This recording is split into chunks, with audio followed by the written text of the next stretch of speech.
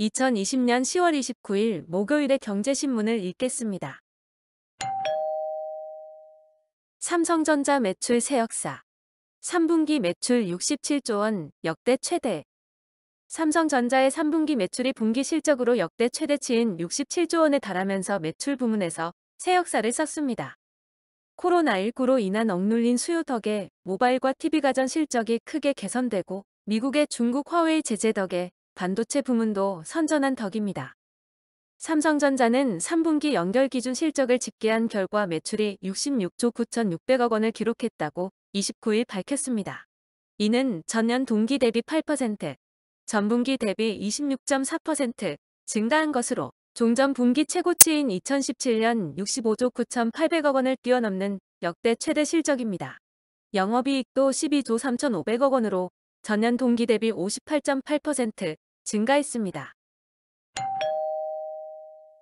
기름값 떨어지고 스마트폰 경쟁 심화. 삼성 4분기엔 수익 감소. 삼성전자가 글로벌 경기 침체에도 올 3분기 역대급 실적을 기록했지만 4분기 경영 환경은 녹록하지 않을 것으로 보입니다. 반도체 가격 하락세가 이어지고 있고 3분기 깜짝 실적 주역이었던 TV와 스마트폰은 연말을 맞아 마케팅 비용이 상승하며 수익성 하락이 불가피할 것으로 예상되기 때문입니다. 반도체는 4분기까지 재고 조정이 이어지다 내년 상반기 이후 턴어라운드가 가능할 전망입니다. 29일 3분기 실적 발표 이후 진행된 컨퍼런스콜에서 삼성전자는 4분기는 서버 메모리 수요 약세 지속과 세트 사업 경쟁 심화 등으로 전체 수익성 하락이 예상된다면서도 내년 상반기가 넘어가면 서버 업체들 재고가 건전화되면서 올해 하반기에 보수적이었던 투자도 회복세를 보일 것이라고 전망했습니다. 현대로템, 대만 신규 전동차 9천억 사업 초도, 수무량 공급. 현대로템이 제작한 대만 신규 통근형 전동차 실물이 현지에서 최초로 선보였습니다. 이날 대만에 도착한 차량은 현대로템이 지난 2018년 9,098억 원에 수주한 통근형 전동차 520년 공급 사업의 초도 2개 편성 20량입니다. 현대로템은 이 사업을 통해 1999년 전동차 56량을 수주한 이래 19년 만에 대만 철도 시장에 재진출하는 성과를 거둔 바 있습니다. BNK금융 올 3분기까지 누적 당기순이익 4,474억 원. BNK금융지주는 2020년 3분기 그룹 누적 당기순이익 4,474억 원을 달성했다고 29일 발표했습니다. 이자의 감소와 대손충 당금 증가로 전년 동기 대비 순이익 규모가 감소했으나 프로젝트 파이낸싱 중심의 수수료이익 증가와 투자증권, 캐피탈 등 비은행 부문 실적 개선으로 비은행, 비이자 강화의 성과가 확대되고 있는 데다 코로나19 확산에 따른 경기 악화에 대비해 충당금을 적립한 점을 감안하면 내용면에서는 양호한 모습이라고 BNK금융 측은 설명했습니다. 세금으로 살린 HMM, 돈값 시작했다.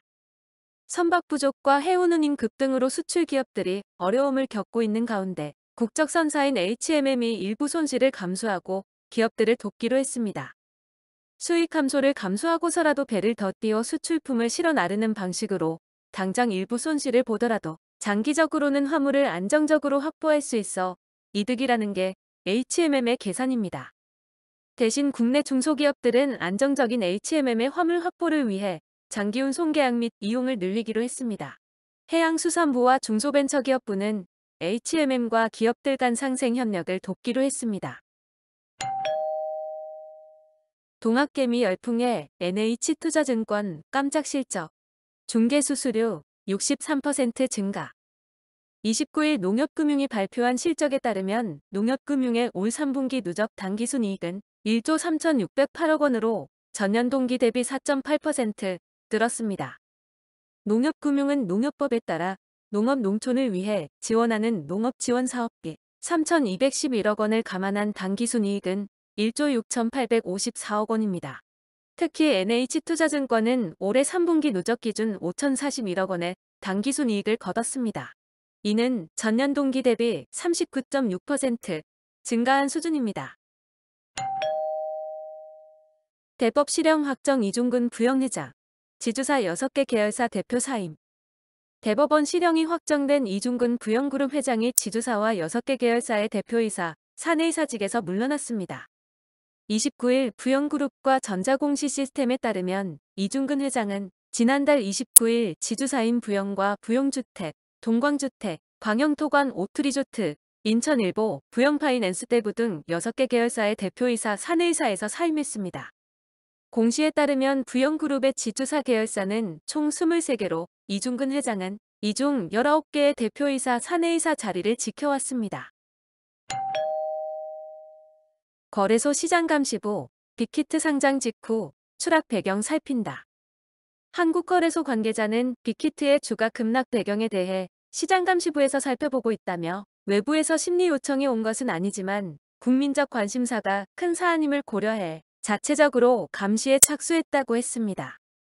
시장심리부가 아닌 시장감시부에서 보고 있다는 건 아직 대략적으로 살피는 단계란 뜻입니다.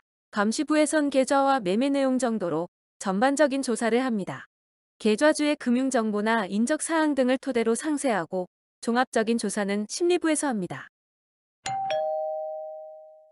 DGB금융그룹 3분기 누적순이익 전년 동기 대비 1.5% 증가. DGB금융그룹의 올해 3분기 누적순이익이 지난해 같은 기간보다 소폭 증가했습니다.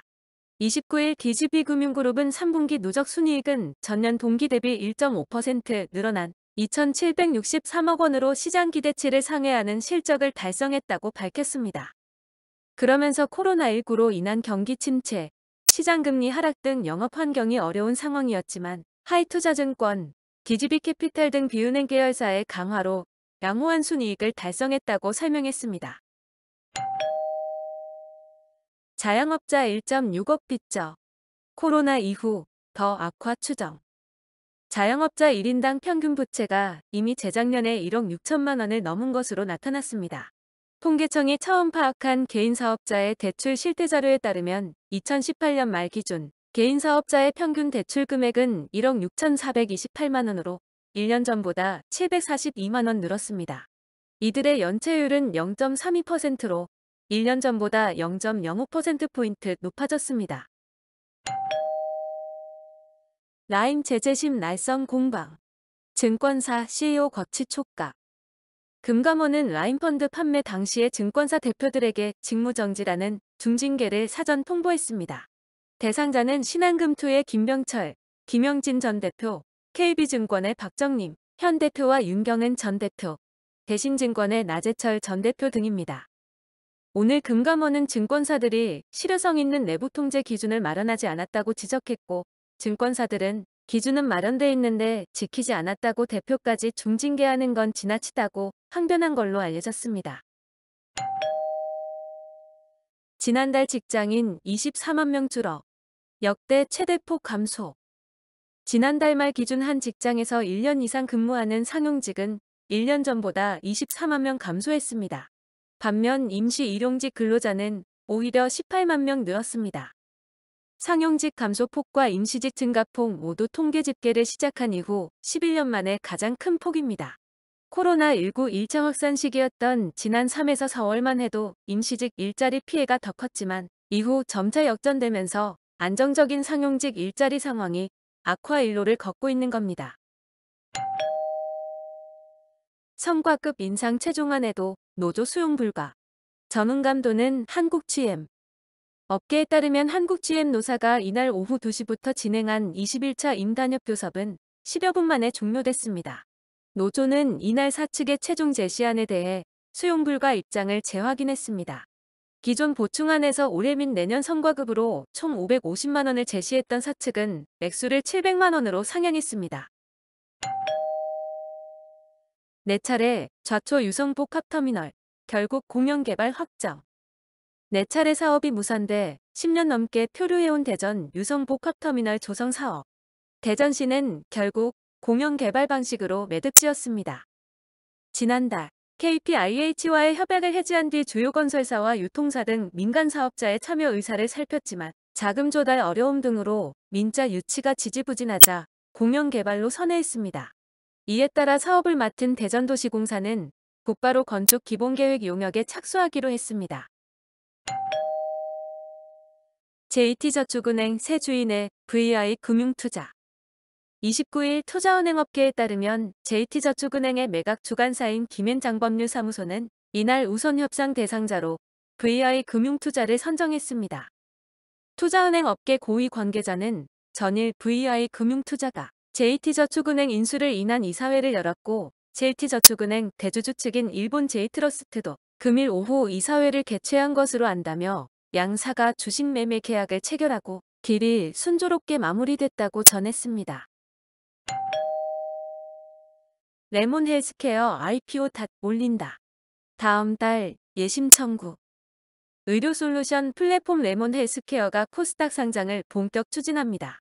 아직 이익을 내지 못하는 기업도 상장 추진이 가능한 성장성 특례를 통해 내년 상반기 증시 입성에 도전할 계획입니다.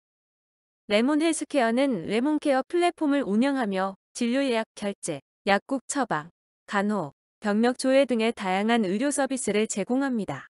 서울대학교병원, 강남세브란스병원, 삼성서울병원, 서울성모병원, 한양대학교병원, 부산대학교병원 등 국내 주요 종합병원들과 제휴관계를 맺고 있습니다. 오늘의 경제신문 읽기 끝. 구독과 좋아요, 그리고 알림 설정 부탁드립니다.